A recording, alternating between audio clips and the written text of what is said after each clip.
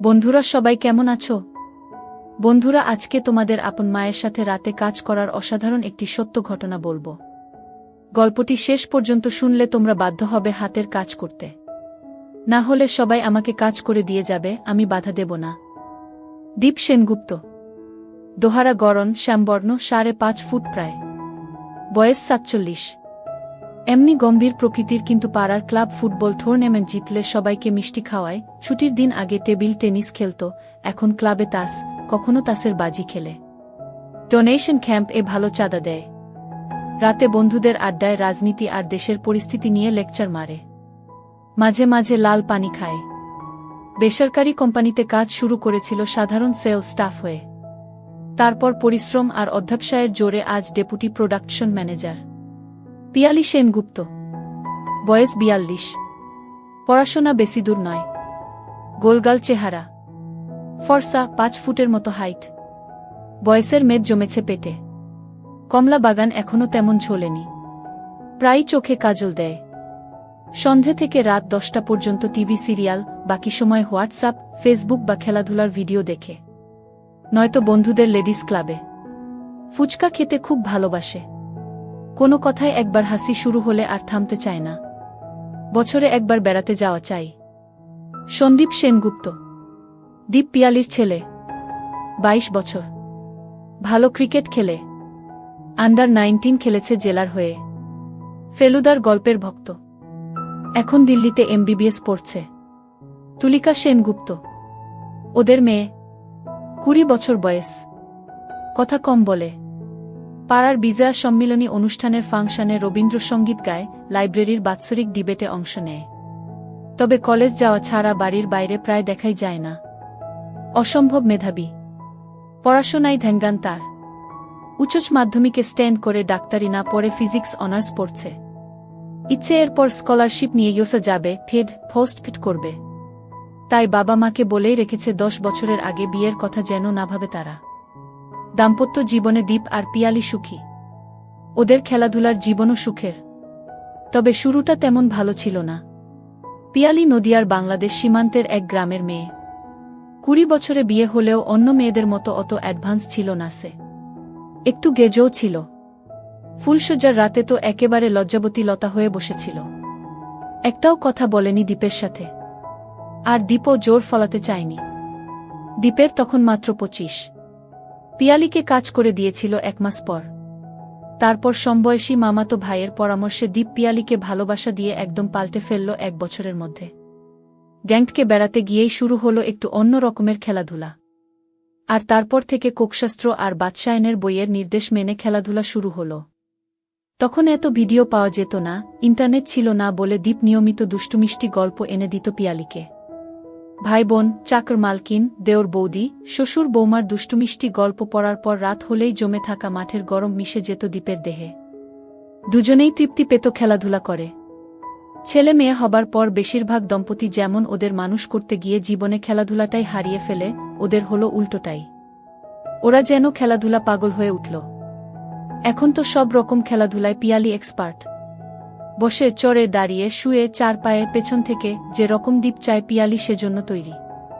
এই বয়সেও দীপের প্রবল আগ্রহের কাছে সপ্তাহে অন্তত 4 দিন, শনি, রবি, মঙ্গল, বৃহস্পতিবার পিয়ালিকে সাড়া দিতেই হয়। সেদিন শনিবার ছুটির হলেও অল ইন্ডিয়া সেলস প্রমোশন এর একটা মিটিং ছিল অফিসে। দিল্লি থেকে জেক নামে দীপের এক কলিগ এসেছে। চূড়ান্ত পাকা খেলোয়াড়। একবার ব্যাংকে ডিস্ট্রিবিউটরস মিট গিয়ে ওর সাথে হোটেলে রুম শেয়ার করেছিল দীপ। প্রতিদিন ওর একটা মেয়ে চাই। দীপেরও তো বউ ছাড়া অন্য মেয়েদের কাজ করে দেওয়ার অভিজ্ঞতা ছিলই।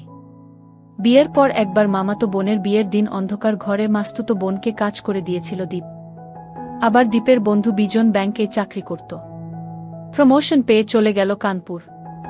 ওর বউ রিমা তখনও ওর সাথে যায়নি। খোঁজ খবর নেবার নাম করে পিয়ালিকে লুকিয়ে রিমাকে পুটিয়ে ফেলে প্রতি সপ্তাহে রবিবার একবার করে কাজ করে দিয়েছে প্রায় 1 বছর ধরে। পরের বউকে কাজ করে দেওয়ার মজাই অন্যরকম ছিল। তারপর তো রিমা বিজনের কাছেই চলে গেল কানপুর। আসলে জেকবের বউ স্কুল টিচার, খেলাধুলায় আগ্রহ কম। জেক তাই সারাদিন প্রায় অফিসে পড়ে থাকে। হোয়াটসঅ্যাপের রেগুলার গরম ছবি পাঠায় দীপকে।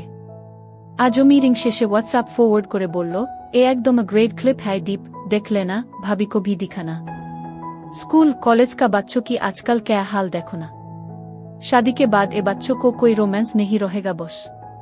शादी की पहले एक से एक मस्ती करेगा और शादी होगा दूसरों से, फिर डिप्रेशन, डिवोर्स। दीप क्लिपटा एक झलक देखलो, तारपर कथाय कथाय बांगाली ना तामिल, कोनो मेয়েরা বেশি মায়াবী? হিজাবি মেয়েদের কেমন লাগে, খেলাধুলা করে স্টার মেয়েরা কেমন রোজগার করে, এইসব আলোচনা করতে করতে সন্ধে হয়ে এলো। জেকবের ফ্লাইট 7টায়। ক্যান্টিনে কফি খেয়ে বাই বলে জেক বেরিয়ে গেল। দীপ নিজের চেম্বারে গিয়ে দুটো একটা কাজ সেরে ভিডিও ক্লিপটা চালালো। দুটো অল্প বয়সী ছেলেমেয়ের বন্ধ ঘরে খেলাধুলার ভিডিও। 10 মিনিটের ভিডিওটা অনেকবার করে দেখল দীপ। আর দেখতে দেখতেই প্রচণ্ড মাথা যন্ত্রণা শুরু হলো হঠাৎ করে। মেঘ করে আসছে, বৃষ্টি হবে। আজ গাড়িও আনেনি দীপ। মনে হলো অনেকদিন বারে লাল পানি খায়নি, ভাবল যদি লাল পানি খেয়ে মাথাটা সারে। পুরনো জানাশোনা একটা বারে গিয়ে 3 পেগ খেয়ে বৃষ্টিতে ভিজে যখন দীপ বাড়ি ফিরল, এক ঘরে তুলি পড়ছে। ড্রয়িং রুমে পিয়ালি টিভিতে মন দিয়ে একটা রিয়েলিটি শো দেখছে। দীপ যে ঘরে ঢুকেছে টেরই পেল না। দীপ নিজের ঘরে ঢুকে জামা কাপড় চেঞ্জ করে স্টান শুয়ে পড়ল লাইট নিভিয়ে। মাথার যন্ত্রণাটা মনে হচ্ছে আবার ফিরে আসছে। খাবার টেবিলে বসে দীপের বারবার জেকবের কথাগুলো মনে পড়ছিল। নিজের ছেলেমেয়ের কথা ভাবছিল দীপ মেয়ের দিকে তাকিয়ে। ভালো লাগছিল না কিছু। খিদে নেই বলে ডিনার টেবিল থেকে উঠেও পড়ল। পিয়ালি কাজ সেরে শোবার ঘরে আসলো প্রায় 1 ঘন্টা পর। লাইট নিবিয়ে চোখের উপর হাত রেখে শুয়ে আছে দীপ। পিয়ালির আজ পিরিয়ডের 5 দিন। 4 দিন কিছু হয়নি বলেই হয়তো দীপের মুড অফ। দীপের গায়ে হাত দিয়ে দেখল পিয়ালি, নাহ জ্বর নেই, এমনটা কোনোদিন হয়নি। বিরক্ত লাগছিল পিয়ালির। কি হয়েছে বলো তো তোমার? শরীর খারাপ? মিটিংয়ে কোনো ঝামেলা হয়েছে? দীপ কোনো উত্তর দিল না। ঝুঁকে পড়ে চুলে বিলি কাটতে কাটতে বলল, বলো না সুইট হার্ট, কি হয়েছে? তোমার তো এরকম কখনো হয় না। দীপ এবার পাশ ফিরে বালিশের নিচ থেকে মোবাইল বার করে হোয়াটসঅ্যাপের ক্লিপটা চালিয়ে পিয়ালির হাতে দিল। এমন ক্লিপ তো দীপ রোজই দেখায়, তবু দুবার দেখবার পর পিয়ালির হাত যেন অবশ হয়ে গেল। হাত থেকে মোবাইল পড়ে গেল। পিয়ালির এবার দীপের মাথা ব্যথা। ডিনার টেবিল থেকে উঠে আসার আসল কারণটা বুঝতে আর বাকি রইল না। ভিডিওটাই যে মেয়েটা কাজ করিয়ে নিচ্ছে সে আর কেউ নয়, দীপ আর পিয়ালির অতি আদরের মেয়ে তুলি। তুলিকা। কিছুক্ষণ কথা নেই। তারপর পিয়ালির গলা কেঁপে উঠল। কাঁদো কাঁদো গলায় বলল, হ্যাঁ গো, এখন কি হবে? কি আবার হবে? ভাইরাল হবে আরও। আত্মীয় স্বজন দেখবে, পাড়া প্রতিবেশীর মোবাইলে যাবে গু। এবার হাউ হাউ কেঁদে ফেলল, হায় ভগবান, কি অন্যায় করেছি আমরা। মেয়ের এমন কাজ দেখতে হলো। শয়তান মেয়ে, মরে গেলি না কেন? এক হাত দিয়ে দীপকে ঠেলা দিয়ে বলল, আমি যাচ্ছি যাচ্ছি তুলির কাছে, আমাকে জানতেই হবে সব গু। পিয়ালির হাতটা টেনে ধরল দীপ। একদম না, যা হবার হয়ে গেছে। মা হয়ে তোমাকে এসব কিচ্ছু জিজ্ঞেস করতে হবে না। সম্মান তো যা যাবার গেছেই গু। ফুপিয়ে কাঁদতে কাঁদতে চোখের জলে সারা রাত জেগে কাটালো পিয়ালি। একটার পর একটা সিগারে খেয়ে পায়চারি করে রাত কাটল দীপের। ভোরের দিকে বোধহয় একটু ঘুম এসেছিল। ভাঙল নটায়। তুলিকা সায়েন্স কলেজে একটা ফিজিক্স সেমিনারে বেরিয়ে গেছে। বাজারে যেতে আর ইচ্ছে করছিল না। পিয়ালিও রান্নার মেয়েটাকে বলল, ফ্রিজ খুলে দেখ, তোর যা খুশি রান্না কর গু। সারাদিন থমথমে মুখে নিশ্চুপ কেটে গেল দুজনের। রাতে খেতে বসে তুলির সামনে প্রাণপণ চেষ্টা করল স্বাভাবিক থাকার। সোমবার অফিস থেকে ফিরে চা খেতে খেতে দীপ বলল, আমার ট্রলিটা গুছিয়ে দাও, কাল ট্যুর আছে গি। কোথায়? চেন্নাই। স্টেক হোল্ডারদের সাথে, তারপর মার্কেটিং চেইন। দিন 7 লেগে যাবে। রাতে বিছানায় শুয়ে ফের বলল পিয়ালি, ভাবছি তুমি চলে গেলে ওকে জিজ্ঞেস করবই গে। ভীষণ রেগে গেল দীপ। কি জিজ্ঞেস করবে? কাকে দিয়ে কাজ করিয়ে নিয়েছে? নাকি কতবার কাজ করিয়ে নিয়েছে সেটা? তোমায় সত্যি কথা বলবে তুলি? মাঝখানে আমাদের সম্পর্ক আর স্বাভাবিক হবে না। আর ওর পড়াশোনার 12টা বাজবে। আমার দিব্যি রইল, কিচ্ছু জিজ্ঞেস করবে না তুলিকে। মনে থাকে যেন গু। চেন্নাই পৌঁছে স্টেক হোল্ডার কৈফিয়ত দেওয়া, বসেদের ঝাড়, আর হোটেলে ফিরে পরের দিনের প্ল্যান, মার্কেটিং এজেন্টের ট্রেনিং, ব্লুপ্রিন্ট বানাতে বানাতে 1-1:30 বেজে যেত। ভিডিওর ব্যাপারটা মাথা থেকে কখন নেমে গেছিল দীপের। তখন হয় চাকরি বাঁচানো, নয় প্রমোশনের চিন্তা। অনেক পরিশ্রম করে দীপ এই জায়গায় পৌঁছেছে। এর কাছে নিজের মেয়ের ফাঁস হয়ে যাওয়া ভিডিও তো তুচ্ছ। 5 দিনের মাথায় দীপ একটু হালকা হলো। রাতে একটু লাল পানি হলে ফ্রেশ লাগে। এতদিন হোয়াটসঅ্যাপ খোলারও সময় পায়নি। খুলে দেখল নানা রকমের জোকস, ফেক নিউজ, অজস্র গুড মর্নিং আর গুড নাইট। দিল্লি থেকে জেক আবার কতগুলো ছবি পাঠিয়েছে। গ্রামের মেলায় একটা নাচের ক্লিপ। দর্শকদের মধ্যে বাচ্চা বুড়ো এমনকি মহিলাও রয়েছে। টাকা দেখলে মেয়েরা স্টেজ এর ধারে এসে ঘাগরা তুলে দিলেই বকশিসদাতা তার ভেতর টাকা গুজে দিচ্ছে। ঘুম পাচ্ছিল দীপের। কি মনে করে দীপ জেকবের পুরনো ভিডিওগুলো দেখতে দেখতে সেই সর্বনাশের ভিডিওটা আবার খুলল। আর এক পেগ লাল পানি পান করতে করতে ঠান্ডা মাথায় সেটা চালাল। অন্তত 50 বার দেখা ভিডিওটা দীপকে আবার নতুন ভাবাতে শুরু করলই, আর ও আশ্চর্য হয়ে লক্ষ্য করল লোহার মতো শক্ত হয়ে আছে। আরও এক পেগ নিল দীপ। এবার হচ্ছে। মাথা ঝিমঝিম করছে, দৃষ্টি ঘোলাটে হয়ে আসছে। জেকবের ছবিগুলো আবার দেখতে শুরু করল দীপ। মনে হলো শ্রাবন্তী, অলিয়ার মতো নায়িকারা জ্যান্ত হয়ে সামনে দাঁড়িয়ে ওর দিকে চেয়ে হাসছে, ডাকছে যেন হাতের ইশারায়। অনেকদিন পর হাতের কাজ করে শাওয়ারের ঠান্ডা জলে স্নান করে আধখানা পাইপ খেয়ে হোটেলের নরম বিছানায় যখন টান টান হলো, ঘড়িতে তখন রাত 3টে। সারাদিনের পরিশ্রমের পর মুহূর্তের মধ্যেই মরার মতো ঘুমিয়ে পড়ল দীপ। 7 দিনের জায়গায় 10 দিন লেগে গেল ফিরতে ফিরতে। তারপর চেন্নাইয়ে ফ্লাইট 2 ঘন্টা লেট। রাত 10:30টায় বাড়ি ফিরে কলিংবেল বাজাতে দরজা খুলে দিল পিয়ালি। ট্যুর থেকে ফিরলে তুলি দৌড়ে এসে দরজা খোলে। তুলির পছন্দের চেন্নাইয়ের ঘি ব্যানানা চিপস এর প্যাকেটটা পিয়ালির হাতে দিয়ে বলল, দীপ, তুলি কোথায়? ওর ঘরে। কিছু বলেছ নাকি? পিয়ালি উত্তর দিল না। স্নান করে ফ্রেশ হয়ে খাবার টেবিলে বসে তুলিকে ডাকতে যেতেই পিয়ালি বলল, তুমি খাও, ওর খাওয়া হয়ে গেছে। কিছু বলেছ নাকি? পিয়ালি এবারও নীরব। দীপ বিরক্ত হল, কি হলো, কথা কানে যাচ্ছে না? তুমি রাগ করবে না তো? বলেছি বেশ করেছ। আমিও কদিন ধরে ভাবছিলাম আমাদেরও আসল ব্যাপারটা জানা দরকার। তাছাড়া ও নিজেও নিশ্চয়ই জানে না ভিডিওটা ছড়িয়ে যাবার ব্যাপারটা। ছলছল চোখে তাকাতে তাকাতে টেবিলে মাথা ঠেকিয়ে হাউ হাউ করে কেঁদে উঠল পিয়ালি, মেয়েটা আমার মরে যাবে গো। আজ 4 দিন ধরে ঘর বন্ধ করে কেঁদেই চলেছে। পড়া নেই, স্নান নেই, কোনো রকমে একবেলা একটু খাওয়াতে পারছি। দীপের গলায় সম্বেদনা নেই, আছে কৌতূহল। কি বলল? ছেলেটাকে? বাংলাদেশের ছেলে, ন্যাশনাল স্কলারশিপ নিয়ে এদেশে পড়তে এসেছে। নাম বলল মেহেদী হাসান মিন্টু। ওর ও ইউএস টার্গেট বলেই একসাথে কনসাল্ট করে পড়ে। তাতে কি হলো? কি আবার হবে? ওর বাড়িতে গিয়েছিল। 2টো ছেলে মেয়ে এক ঘরে থাকলে যা হয়। ভিডিও তুলল কি করে? দীপের গলা আরো রুক্ষ শোনাল। তুমি এমন কেন? মেয়েটার জন্য একটু দয়ামায়া নেই? শুধু জেরা করে চলেছ। যা জিজ্ঞেস করছি বলো। দীপের স্বর আরো কহর। ও বলছে ওরা জানে না। বাড়িওয়ালার ছেলে হয়তো লুকিয়ে তুলেছে। তুলির বন্ধু তো পেইং গেস্ট থাকে। ওর ঘরের ভেতর দিয়েও সেই ছেলেটা যাতায়াত করে। হয়তো মোবাইল লুকিয়ে রেখে গেছে। ভিডিওটা তুলিকে দেখিয়েছিলে? বলল পিয়ালি। দীপ একটা দীর্ঘশ্বাস ছাড়ল। এখন কেঁদে তো লাভ নেই, ভবিষ্যতের কথা ভাবতে হবে। ভেঙে পড়লে তো চলবে না। পরদিন অফিস ছুটি, শনিবার। ঘুম থেকে উঠেই তুলির দরজায় টোকা মারল দীপ। তুলি মা, দরজা খোল, কথা আছে। দীপ জানত সহজে দরজা খুলবে না। অনেক ধৈর্যের পর কঠোর হতেই হল। এবার দরজা ভেঙে ফেলার ভয় দেখাতে দরজা খুলল তুলি। যেন ভূতে পাওয়া চেহারা। বাবাকে কাছে টেনে ধরে হাউ হাউ করে ফের কেঁদে ফেলল। মেয়েকে ওভাবেই কাছে টেনে ধরে সোফায় বসালো দীপ। কিচ্ছু হবে না, এত ভয় পাচ্ছিস কেন? তোদের বয়সের 2টো ছেলে মেয়ে একা ঘরে থাকলে তো এসব হতেই পারে। আমাদের সময় 51বর্তী পরিবারে 15টা ভাই বোন থাকত। ওরাও গোয়াল ঘরে ধানের ফাঁকা গোলায় গিয়ে এসব।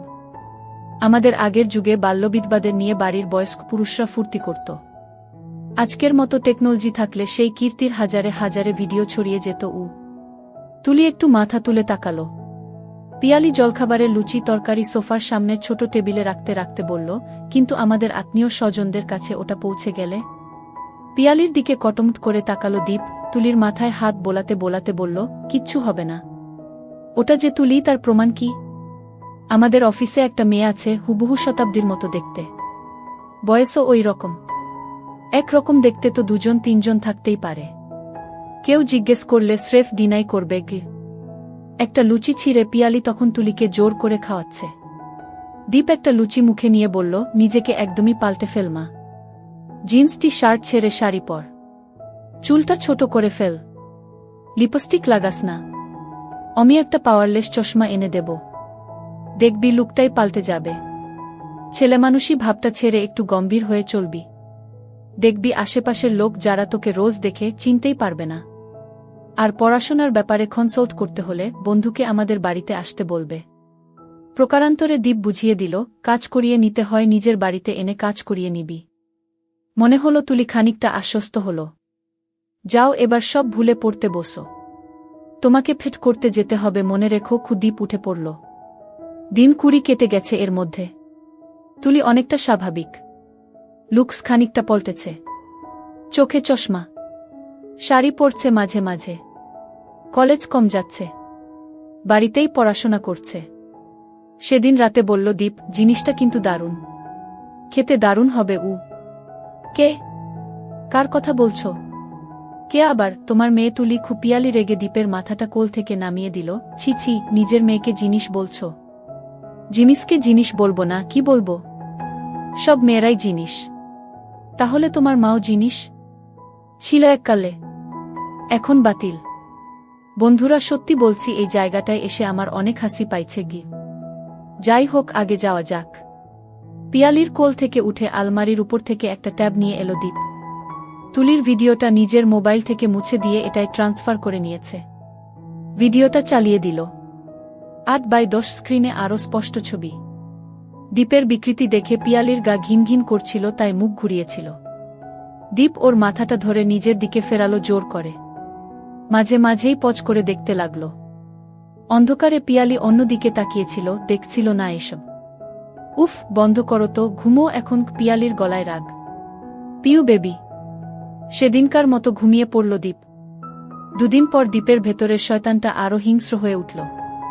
সেদিন রাতে বলেই ফেলল পিয়ালিকে, একটু ম্যানেজ করে দাও না, টেস্ট করি একটু গু। কিসের ম্যানেজ? আরে তুলিকে একটু কাজ করে দেখি গু। রাগে বিছানা থেকে নেমে যাচ্ছিল পিয়ালি। দীপ ওকে টেনে ধরল। আরে মেয়ে তো, তাই বলে তুমি বাবা হয়ে তুমি মেয়েকে, তাতে কি? তোমারও আছে, তুলিরও আছে। দুনিয়ার লোক দেখতে পারে আর আমি বাবা হয়ে মেয়েকে কাজ করে দিতে পারি না? কদিন ধরে একই কথা বলে চলেছে দীপ, ম্যানেজ করো, ম্যানেজ করো, ম্যানেজ করো। রাতের খেলাও বন্ধ। পিয়ালির এখন রোজ কাজ করিয়ে নেওয়ার অভ্যাস হয়ে গেছে। দীপ রাগে মুখ ঘুরিয়ে ঘুমোয়। কদিন বাদে এবার দীপ পিয়ালিকে রোজ চড় থাপ্পড় লাথি মারতে শুরু করল রাগে। পিয়ালির আর উপায় ছিল না, বলতেই হলো তুলিকে, তোর বাবা তোকে চাইছে। তুলি প্রথমে বুঝল না, তাকিয়ে রইল। তোর ভিডিও দেখে তোর বাবা পাগল হয়ে গেছে, তোকে বোঝানোর জন্য আমাকে রোজ মারধর করছে রে। প্লিজ একবার রাজি হয়ে যা। নিজের ভিডিও লিক হয়ে যাবার পর তুলি মানসিকভাবে অনেক দুর্বল হয়ে গেছে। কোনো জবাব দিতে পারল না। পরদিন আবার তুলিকে ধরল পিয়ালি। কি রে, কিছু বল, রাজি হয়ে যা সোনামা আমার। তোর বাবার হুকুম, তোকে রাজি করাতেই হবে। 5 দিনের মাথায় ইশারায় জানালো তুলি রাজি। অফিস থেকে সাধারণত ফোন করে না দীপ। 3 দিন ধরে রোজ ফোন করছিল। আজ ফোন করতেই সুখবরটা পেয়ে গেল। অনেক উৎসাহ নিয়ে বাড়ি ফিরেও নার্ভাস হয়ে গেল দীপ। বুঝতে পারল না কি করে কাজ শুরু করবে। যতই হোক, নিজের মেয়ে তো। নিজের উপর বিরক্ত হয়ে ক্লাবেই চলে গেল তাস খেলতে। রাতে পিয়ালি বলল, কি হলো তোমার? হাতে মারধর খেয়ে সব ব্যবস্থা করে দিলাম, আর কিছুই করতে পারলে না? নার্ভাস লাগছিল পিউ, তুমি যদি একটু হেল্প করতে। কোনো হেল্প করব না, আমাকে দিয়ে যখন মেয়েকে এ কথা বলাতে পেরেছ, যতক্ষণ না কাজ হচ্ছে ততক্ষণ হেল্প করব। পরের দিন দীপ সাহস সঞ্চয় করল, আজ কিছু একটা করতেই হবে। অফিস থেকে ফিরে দেখল তুলি টুলে বসে টেবিলে ল্যাপটপে কাজ করছে। চা খেয়ে পাইপ ধরিয়ে তুলির পিছনে গিয়ে দাঁড়ালো দীপ। তুলি তাকালো না পিছনে। রাতে ডিনারে বসে দুবার তুলির বাগানে কনুই মারল। তুলি এবারও স্বাভাবিক রইল, নিজেকে সরিয়ে নিল না। দীপেরও বুঝতে বাকি রইল না, তুলিও রাজি। পরদিন অফিসে বসেই প্ল্যান করেছিল দীপ কি করবে। বাড়ি ফিরে চা খেতে খেতে তুলি আর পিয়ালির সাথে স্বাভাবিক কথাবার্তাই হল। তুলি যেন জানেই না কাল কি হয়েছিল। তুলিও কালকের মতো তুলে